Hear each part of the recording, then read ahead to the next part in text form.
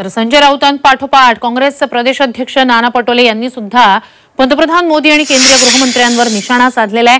किती प्रॉपर्टी विकायची आहे हे तपासण्यासाठी मोदी शहा राज्यात येत आहेत असा आरोप पटोलेंनी केलाय।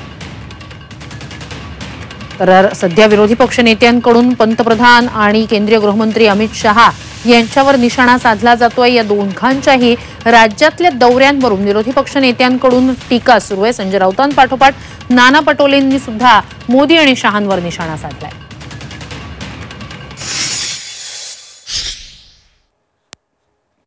हे सत्तेत आल्यापासूनच प्रचार करत असतात, त्यामुळे ते प्रचारक आहेत, त्यांच्यासाठी काही विषय नाही। आता महाराष्ट्रामध्ये काही दिवसावर निवडणुका येऊन ठेवलेल्या आहेत, त्यामुळे सगळे पक्ष आपल्या पद्धतीने कामाला लागलेले आहेत।